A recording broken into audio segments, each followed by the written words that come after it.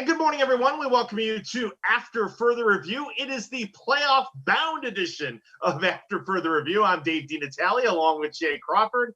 The 18-year wait for the Cleveland Browns over after a 24-22 win over the Steelers on Sunday. That has advanced the Browns to the wild card round, in which they will play those very same Steelers. We'll get to that in a second, but Jay Crawford, first, there's so many things to unpack from all this, but just kind of as a longtime fan like me, just kind of your initial reaction to just being able to say, yeah, the Browns are going to the playoffs.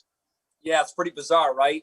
It's hard for me to separate what happened on the field yesterday from the euphoria of we're going to the playoffs, because as I'm watching it unfold, my biggest nightmare is they're going to blow this thing, much like they did the playoff game 18 years ago tomorrow, when they gave up 22 fourth quarter points, blew a 27-14 lead.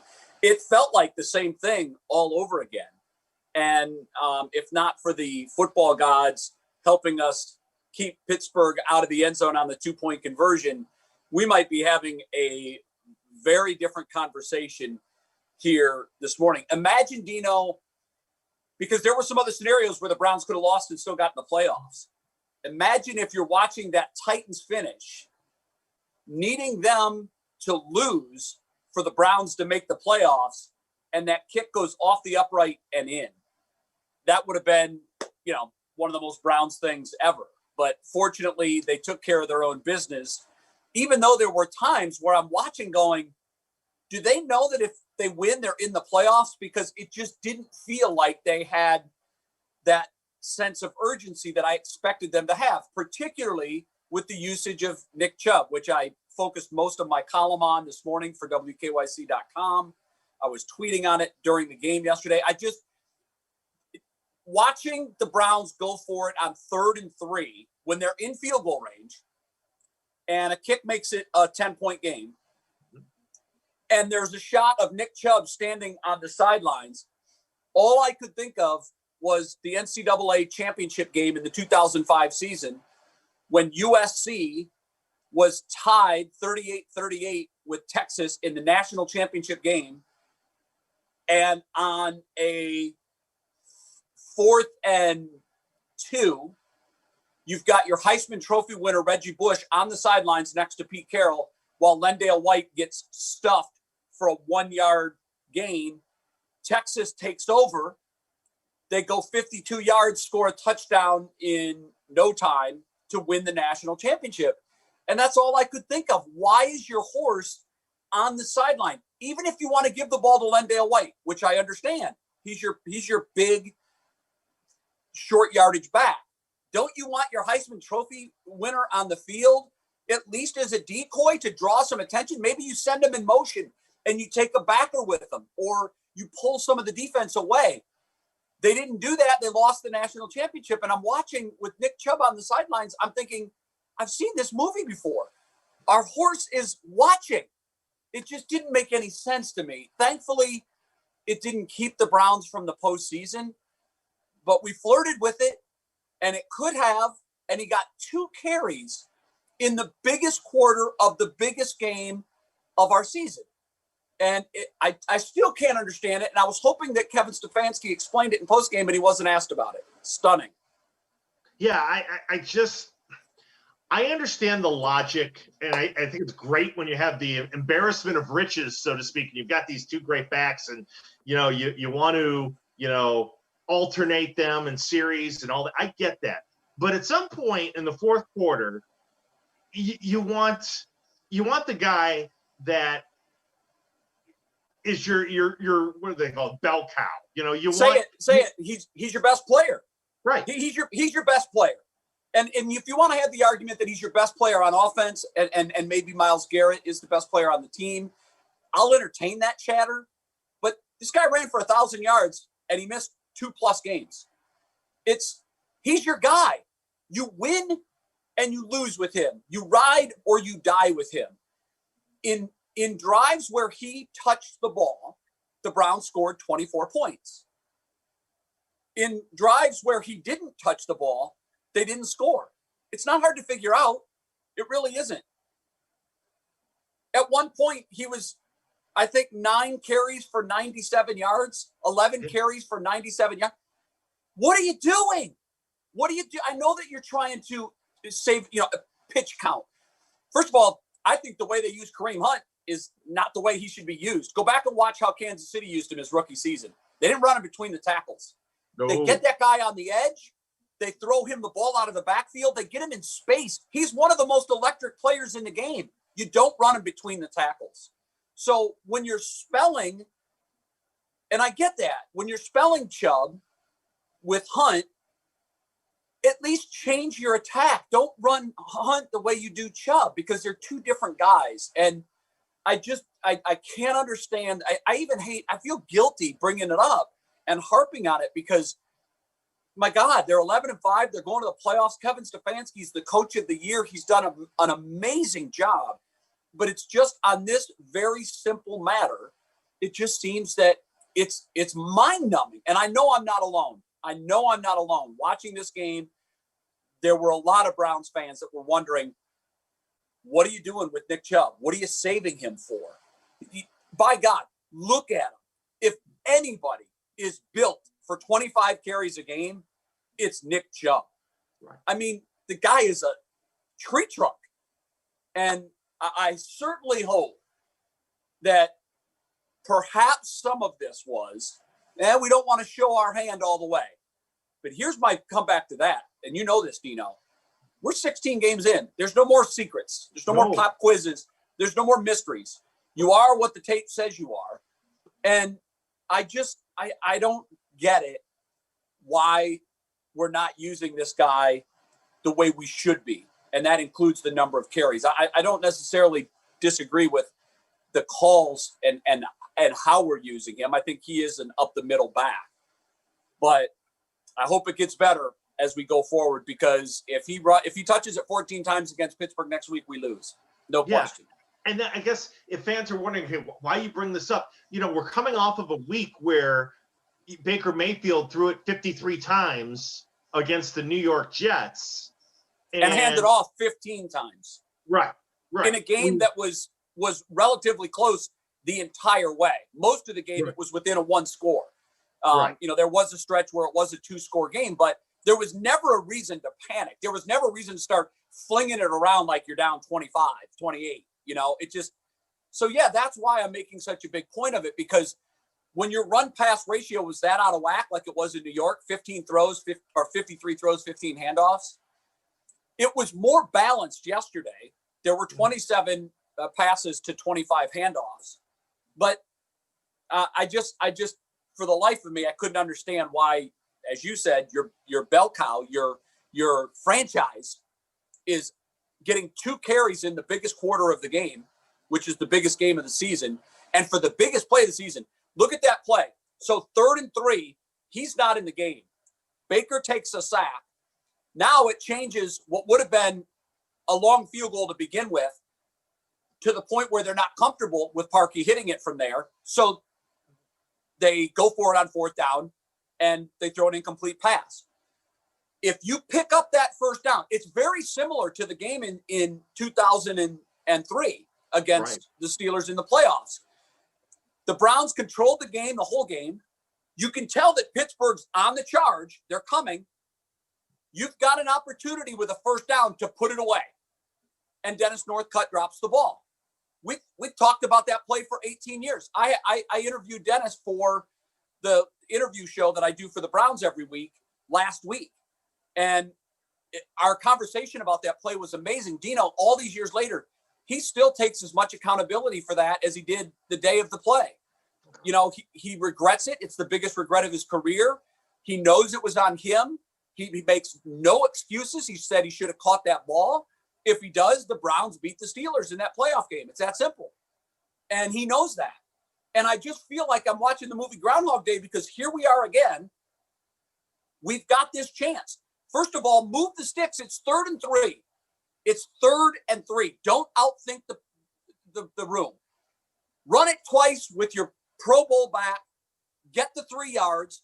keep the drive going. Maybe it ends in a touchdown and the game is over. It's a 14-point game at that point. There's minutes left in the game. Even if you just pick up the first down, and then if you go 3 more plays and kick the field goal, you take another 2 minutes off the clock. It's a 10-point game. It's over. It's a wrap. 3 yards, you punch your ticket to the playoffs, drama-free. Chubb's on the bench, 3rd and 3. They take a sack. 4th and 7, Chubb's on the bench, incomplete. Pittsburgh takes over. Broop, touchdown. There we are again. Why does this franchise have to make it so difficult? It doesn't have to be. And here's the thing. And I know that the Browns had a lot of key personnel out as well, but the Steelers did too. And they're going to all be playing next Sunday night. So you make mistakes like that next Sunday night, your season ends right there. And I hope that they figure it out, because I don't think it's rocket science. And I'm not saying anything else that a lot of other really smart people that cover the league for a living aren't saying to me. What's going on over there? I hear it a lot from a lot of national media reporters. What are you guys doing? And I not that should matter to Kevin Stefanski and the staff. And again, I hate to take anything away from the staff and Kevin. Again, 1 full day of practice. They're handcuffed every single week with protocol and players out and coaches out. And they just keep jumping through the hoops. This is one of the most incredible things I've seen in my time watching the Browns. The fact that they've managed to go 11-5 with all of these obstacles in their way, it's nothing short of remarkable. I don't know if you got a chance to look at my column this morning, but I don't even know if it's up yet. But it is. I think it's posted. Yeah, WKYC.com. It's there. One of the most interesting things to me was the net point chart. I put all 14 teams that made the postseason, and I ranked them 1 to 14. And net points is pretty simple. It's how many more points did you score than you gave up? If you're in the plus range, that's a good thing. You usually make the playoffs if you're positive. If you're in the negative range, you usually miss the playoffs. And that's really basically true this year. There were 15 teams that were in the plus range. 13 of them made the playoffs. The Arizona Cardinals and the Miami Dolphins did not. They were in the top 15. The Browns were the only team to make the playoffs that are minus points. They gave up 11 more points on the year than they scored. How you win 11 games and you're outscored by 11 points on the season? You obviously got to mix in a couple of blowouts, which they had 2 30-plus point losses. And then you've got to win a slew of games by single digits, which they did. So week to week in the micro, they did enough to make the playoffs. Nobody looks at this and says, well, you're negative. You can't make the playoffs. Look, they did what they had to do. They won when they needed to win.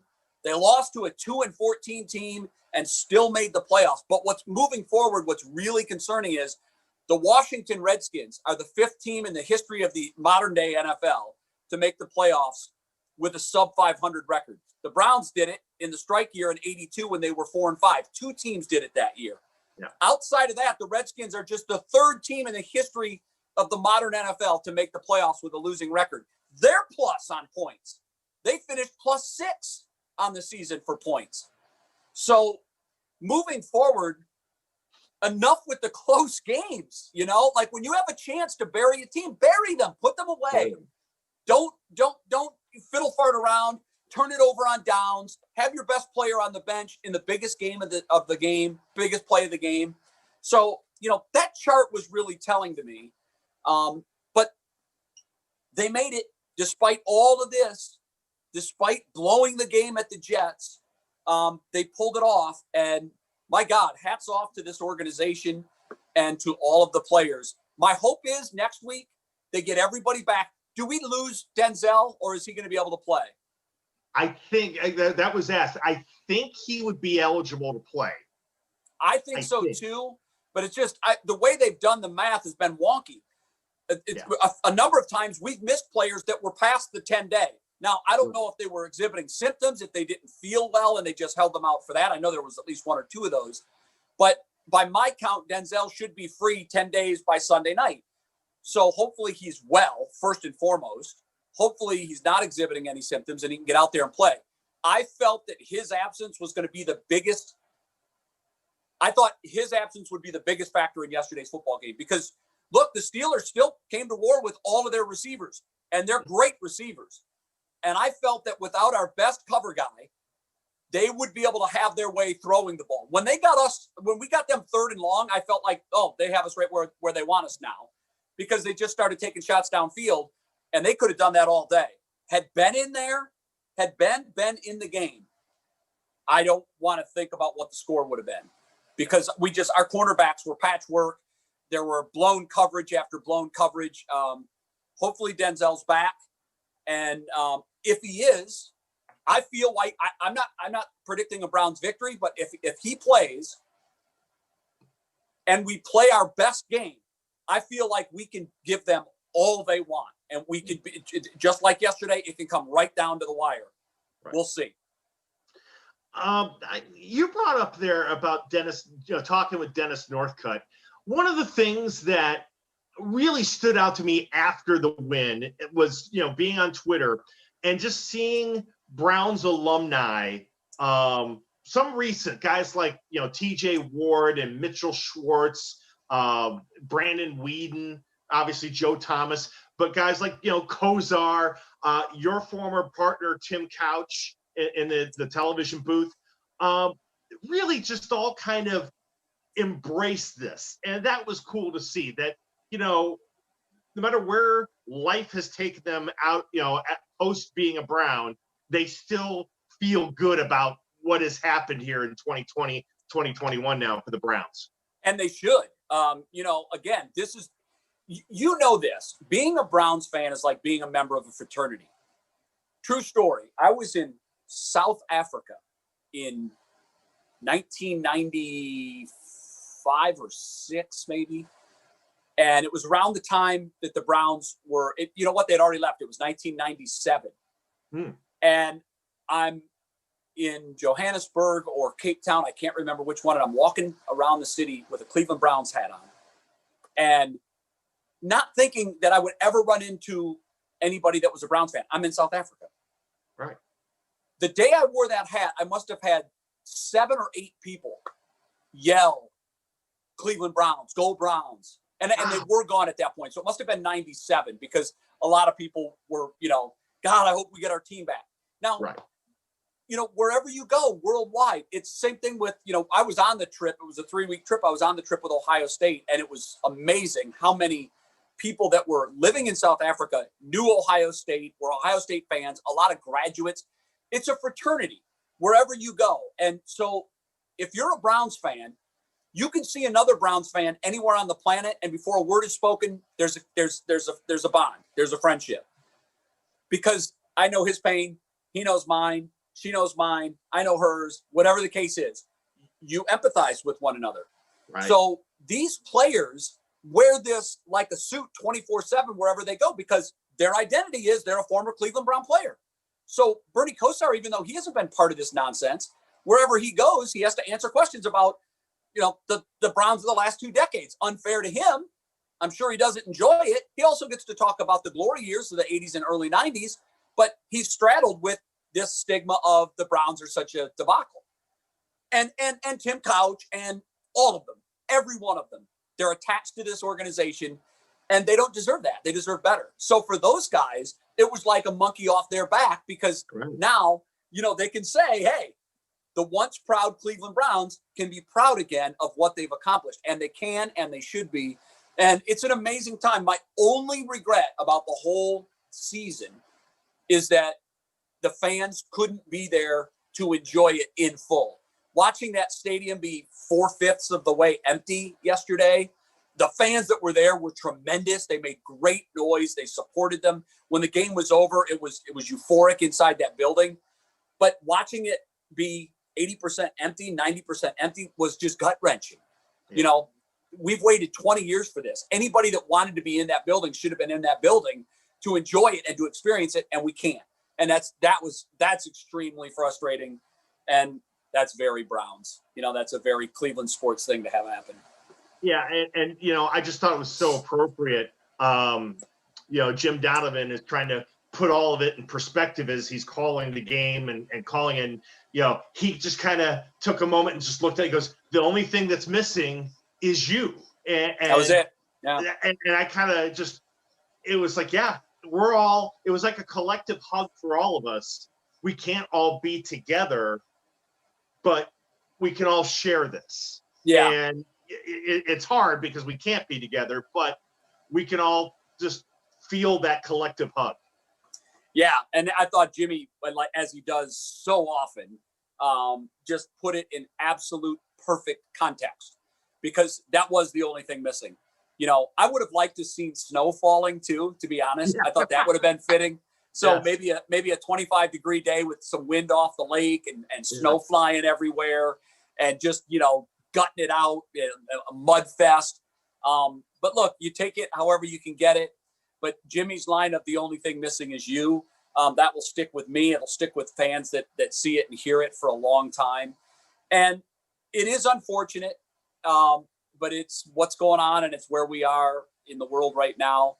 I have all the confidence in the world that next year this thing will be in our rearview mirror, and there will be 70,000 fans in that stadium going nuts like it should be. And it's going to be one hell of a opening day next year for our home opener, because that will be the cork out of the bottle. That will be when those players are introduced to start the season opener next year. That will be the first time in mass that Browns fans will be able to give their collective appreciation to the team. And I'm going to want to be in that building, because it's going to be electric. It's going to be a day to remember for sure. No doubt. A couple more here with Jay Crawford on After Further Review, coming off of a Browns victory over the Steelers. That's nice to say. And coming into the Browns' first playoff game since 2002. We'll talk about the rematch with the Steelers Sunday night here in a second. But, as I think about, you mentioned it with Kevin Stefanski and changing the culture. That's one of the things that will always stay with me this year, is that, this was a year we didn't, because we had so many other things to cover that matter more than sports because of COVID and elections and things like that. But we didn't have to cover front office squabbles between the front office and the coaching staff. We didn't have to cover owner having problem with general manager. It took them a long time to figure out the right mix of owner, general manager, coach. But they finally did figure it out, at least guys that could work together. The fact that, they drafted players, it may have been from John Dorsey's draft, it may have been from Sashi Brown's draft, and they didn't flush them down in the offseason. They kept what they felt like they could win with together, and they supplemented it with some good moves in the offseason. And Jay, here we are. Just kind of hats off to the building for keeping this team together this year. Yeah, I'm glad you went there, because when things are bad, and they have been for a long time, and things are constantly in flux, you look for whatever common denominator there is, right? Mm-hmm. And over the past 15, call it what it is, 20 years, there has been no common denominator, not even in ownership. Although, we've had a stretch here where we've had a consistent and steady owner. He's been the same guy. But outside of that, the parts have changed with regularity. 1 season coach out, 1.5 season coach out, 2 seasons out, interim in, general manager in, out, in, analytics guy in, everybody else out, scouts out, this one in. So the pieces have changed. The players have rotated. And there's been one commonality through the last decade of this nonsense, and that was ownership.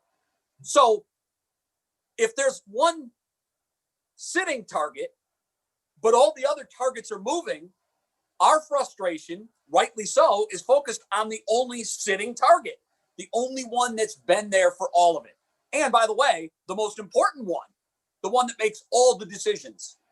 Because I've always said, for a franchise to be truly great, there are 4 pillars that must be in place. And go back through time and find your dominant organizations that, I don't mean we're here for a minute, won a Super Bowl and left. I mean your 49ers. I mean your early day Raiders, your Pittsburgh Steelers of really our entire lifetimes, the New England Patriots of today. There's 4 pillars that all of these franchises all have in common. First and foremost, and it's the tent post. None of it happens without this. It's the owner. Has to be great. Right. It has to be. Look, Al Davis has taken a lot of grief over the last part of his career, but early in his career, Al knew football more than any other owner did.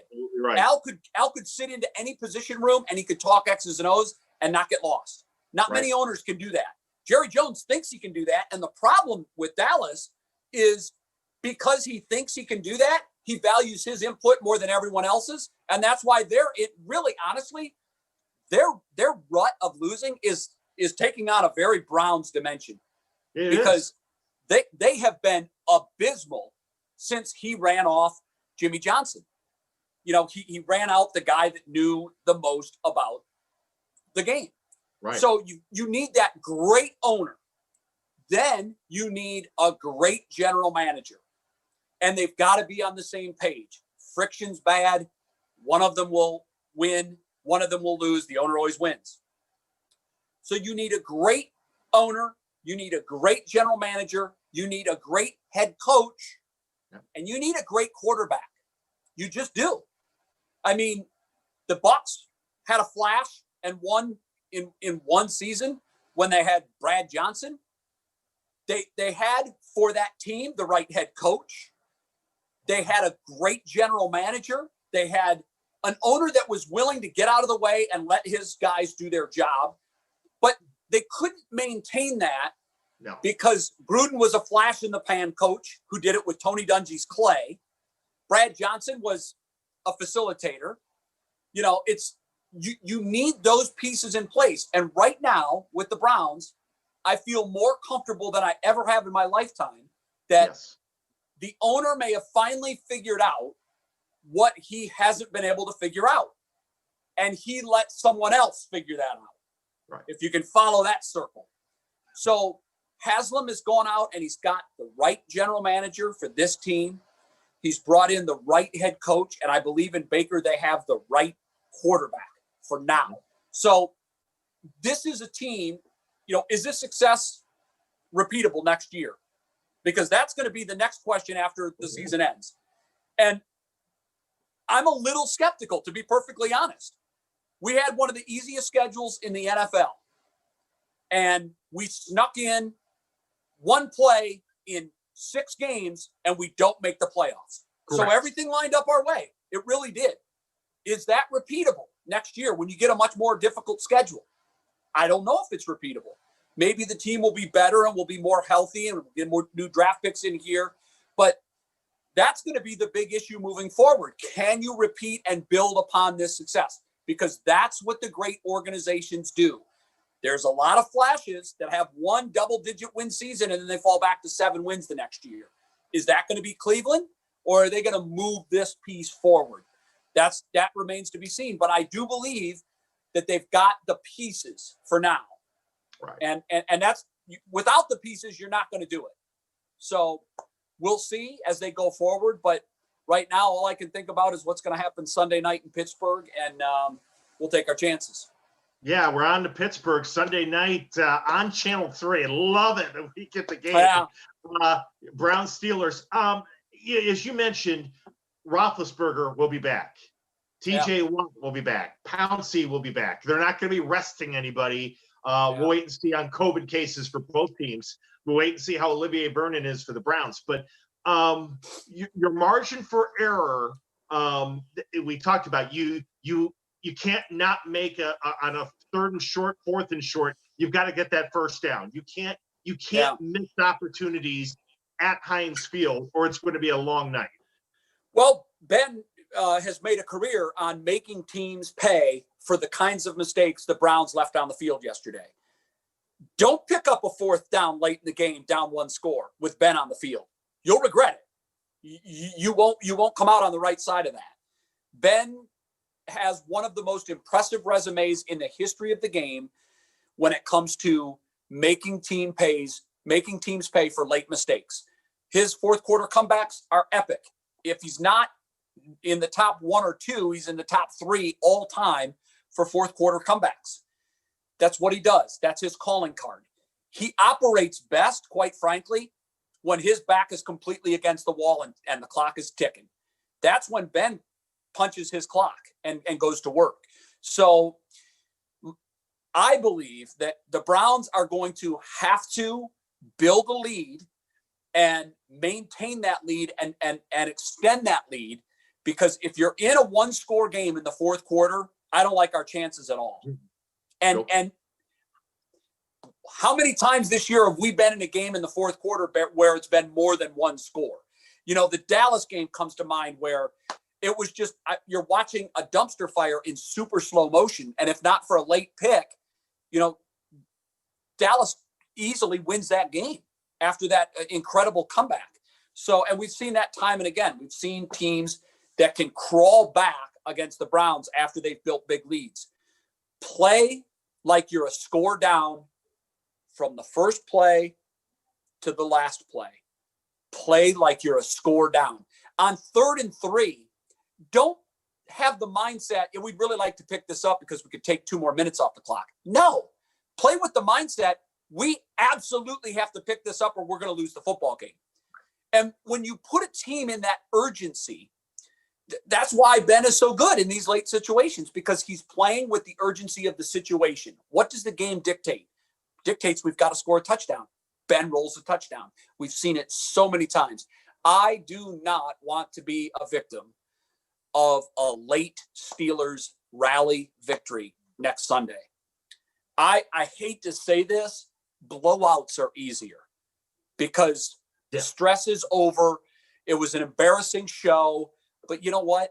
You don't have victory snatched from your hands at the last second because you didn't take a series as seriously as you should have or whatever. For your biggest play of the game next week, please have your best player on the field. I don't want to see him on the sidelines in a coat jacket. Yes. Oh my God, that was maddening. I was just absolute, and no one asked Kevin about it after the game. I'm stunned. I mean, because everybody. I know we're all euphoric, but yeah, it's. I get that too. I get that, and it shouldn't have been the biggest story. The biggest story was they won. They've overcome adversity. Unbelievable. But part of that story is, hey, Nick, any reason why he was next to you on the 3rd and 3 when the season's hanging in the balance? Any reason he only touched the ball 2 times in the fourth quarter, 14 times for the game, after having 7 touches in the first quarter for 81 yards? It's like, come on, what are you doing? What are you doing? He's not made of glass. The guy is pretty durable. He's built to handle. And, you know, when you look around the league and you see the guys that are 20 to 25 carries a game backs, give me Nick Chubb over all those guys. Yeah, including Derrick Henry. Built for that. And, you know, maybe I'm assigning emotion where I shouldn't be, because Nick is a tough study. He has pretty much one look, and it's focused. You know, you can't, like with OBJ, they give us a cutaway. You know if he's in a good place or if he's in a bad place. And the extremes are wide apart, and there's very little in between. But with Nick, you can't tell because he's such a pro. He's so focused. But there were times yesterday when they were showing Nick Chubb, and I thought the director did a great job of that game for CBS, giving us shots of him in critical situations when he's not in the field. Unfortunately, for some reason, and I cannot figure out why, the broadcast team didn't go there. They never questioned, hey, 24, maybe he should be in the game here. This is a big play. They never went there. So they keep showing Chubb in these situations, and there were a few times where I swear they were showing Chubb and he's just shaking his head, thinking the same thing I'm thinking. Right. Why am I here? Why are you on the sideline? Right. And I, you know, again, I shouldn't assign emotions because unfortunately nobody asked Nick about it after the game either. But those questions had to be asked. They needed to be addressed. And unfortunately, they weren't. So we don't know why, was he dinged and we don't want anybody to know about it? He didn't look hurt. No, didn't what act like it. Are you saving him for next week? You don't do that in a game that's win or go home. You don't save a guy for next. There's no next week if you lose. And the way it turned out, there wouldn't have been. And so you just, you play each down like it's the most important down of your life. And I can't imagine that had Nick Chubb been asked after the game, were you happy about 14 carries? I just can't imagine that he would have been, thrilled. Now, he's a pro and he would have said, we won the game. And that's the most important thing. So that's what it is. We won the game and that's all that counts.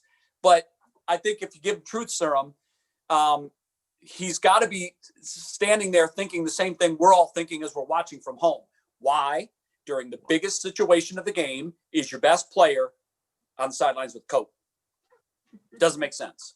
Doesn't make sense. And you know what? Maybe Stefanski has the answer that will make all of us say, oh, okay. I get it now. Yeah. I would like to have that answer. I don't know what that answer could be. Short of, we didn't want to expose it, but he was nursing a hamstring, or, he tweaked his ankle on that long run and we just decided we're going to give him 4 carries after that.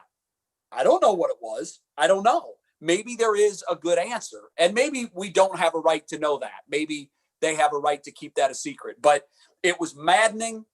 All of that being said, today is about celebrating an incredible accomplishment and an achievement that many of us wondered, is it ever going to happen? Will they ever make the playoffs? Because futility is one thing, but they weren't 7-9, 8-8, 9-7. They were 0-16, 1-15, 3-13, 4-12, 5-11. That's the end of futility we lived on. Yes. And we defied the NFL's definition of talent cycle. They like it to wash through every 5 years. They if you're 12-4 1 year, 5 years later, the system is set up for you to be 4-12. Mm-hmm. It's how you manage your personnel and your drafts and your coaching that dictates whether you live on the upside of that talent cycle or the downside. We're finally, for the first time in 2 generations, or 2 decades rather, and it's funny that they're coinciding. For 2 decades, the Browns have been on the low end of the talent cycle, and the Patriots have lived at the upper echelon of it, the extreme upper echelon of that talent cycle. 6 Super Bowl wins, 9 Super Bowl or 8 Super Bowl appearances, whatever it was, constantly winning their division. Now, the Patriots are down here and the Browns are up here. That's supposed to happen every 5 years. 5 years. Not 20. Because not 20. You're not supposed to live up there. And the Steelers and the Patriots have defied it in a good way, and the Browns have defied it in a bad way. And by the way, both are probably equally difficult to pull off. How you stay bad for that long, you got to try. You got to want to be bad for that long, or just be so inept you can't get out of your own way. And on the other side, for the Steelers and the Patriots, you have to be so good. You have to have the best capologist in the game. You have to have the best general manager in the game. You have to have the best head coach in the game. You have to have the best quarterback in the game. And let's just look at it. I mentioned the 4 pillars. For the Patriots, Robert Kraft. Their GM, although that position has rotated out, for the most part, Bill Belichick is the GM. Correct. It just is. Nothing happens in that organization without Bill's stamp of approval. Head coach, Bill Belichick. Quarterback, Tom Brady. You take one of those out of the mix, and you take a team that hasn't been to the playoffs in 12 years, and they're in, and you take a team that hasn't missed the playoffs in 2 decades, and they're out. So you disrupted those pillars. And look at the Steelers. You've got the Rooney family is the model of great ownership. Yeah. The model of great. They have a blueprint. They know what they like. They want aggressive defense that gets after quarterbacks, physical play. They want their wide receivers to be big, physical, and able to catch the ball.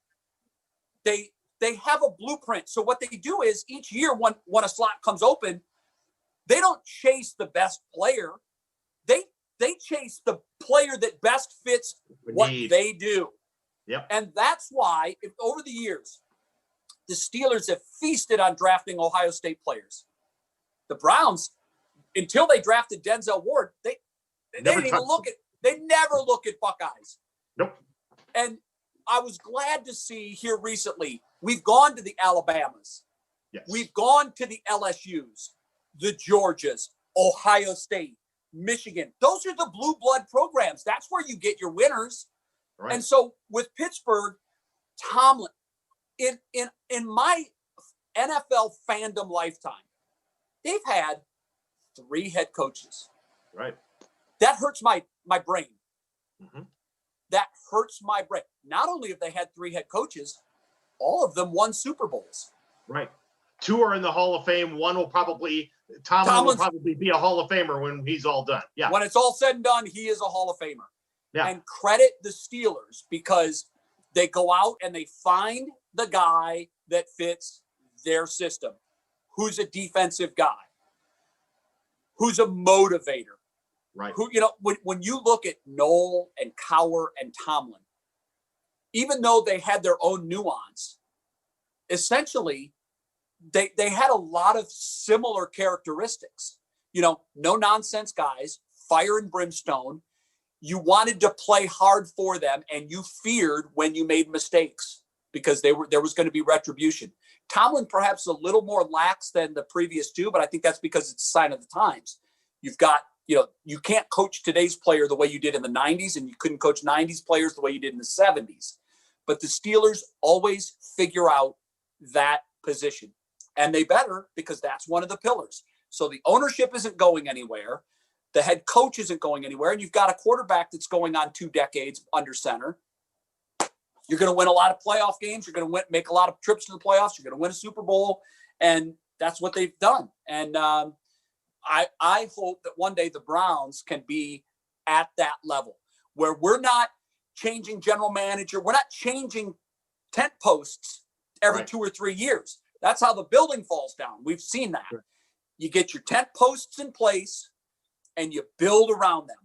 Each brick is a piece of the foundation around them. And those bricks are very important. But without the corner posts, without the pillars, you've got no organization. You've got no structure. You've got no building. You've got nothing but losing. And so please, let's get this thing together, keep it together, and be about something. What is our offensive approach? It shouldn't change year to year when we change coaches. We should define our offensive philosophy. And when we do need another head coach, we go get another head coach that does that. Right. And you bring in a defensive coordinator that does what you're doing. You're changing 4-3, 3-4, nickel, 4 defensive back. You're changing that every year. Your personnel doesn't match what your system is. Right. And the Steelers and the Patriots. Yep. Yeah, exactly. So, let's build a blueprint. Let's be about something. Are we going to be about a run game? Seems like we should be. I mean, we play in the AFC North. We play a lot of games in cold and bad weather.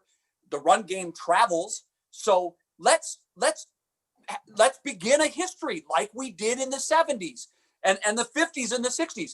You have the Jim Browns, and then you go to the Leroy Kellys, and then you go to the Mike and Greg Pruitt, and then you go to the Ernest Biner and Kevin Mack. You're a run team, and that's what you are. And that's what you draft your players accordingly. You get offensive linemen that are great in run block. You get the top elite running backs out of the draft. You make that a priority. That's who we're going to be. That's our identity.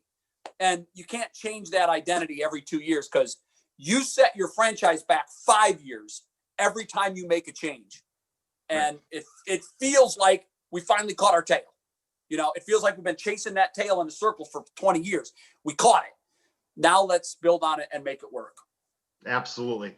Jay, fantastic stuff this morning on After Further Review. Browns headed to the playoffs. We'll look back at that next week. Look forward to seeing you, Jay, this afternoon on what's new. And there'll be a lot more to talk about later on today.